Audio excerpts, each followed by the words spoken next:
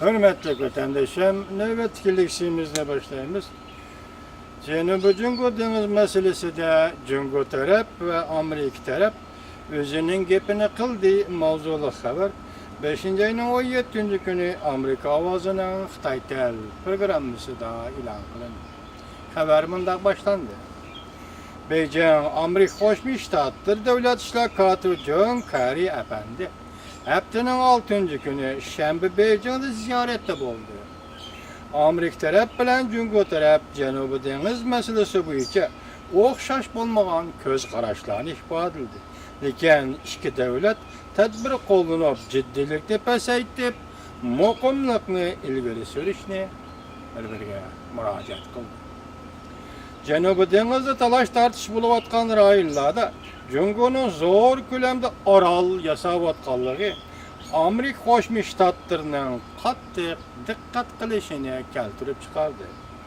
Bu mesele Devlet İşler Katibi John Kerry Efendi'nin haftanın ahirida Cungo amaldorlari bilan uchrashib, keng doirlik, cho'nqur mazmunli suhbat elib borgan muhim suhbat temisi bo'lib qoldi. Lekin deydi Amerika Ovozi radiosi, ikki taraf o'xshash bo'lmagan fikr qarashlarni ifodalagandan boshqa ikki tarafning maxfiy suhbat jarayonida bu masala to'g'risida ilgirlashga erishganligi to'g'risida aniq ma'lumot yo'q. Devlet İşler Katibi John Kerry Efendi mundaq ko'rsatdi. Tashqi ishlar ministri Wang Yi Efendi bilan suhbatlashish orqali birlikda birdek harakat qo'llanib, jiddiy kayfiyatni tirishib, pasaytib, diplomatik yo'l bilan masalalarni hal qilish mumkinligini ko'paytirishimiz kerak. Cungo taraf mundaq ko'rsatdi. To'xtab qolish niyatimiz yo'q. Yani Cenubi Deniz'de qurilish qilishdan to'xtab qolmaymiz. Lekin Cungo Cenubi Deniz'ning tinchligi, muqimligi, erkin deniz okean qatnashini tirishib qo'g'daydi. Cungo'ning tashqi ishlar ministri Wang Yi Efendi bundaq ko'rsatdi.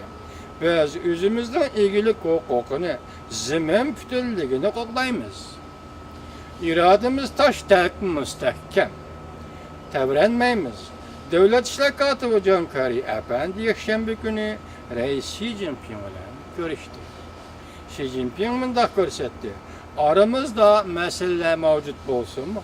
Lekin iki devletning münasebeti muqim. 9. ayda Amerika Qo'shma Shtatlariga ziyoratga boraman.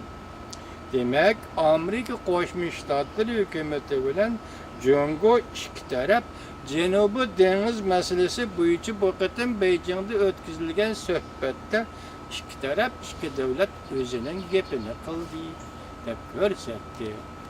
Amerika Ovozi radiosining Xitoy Tel programmasi.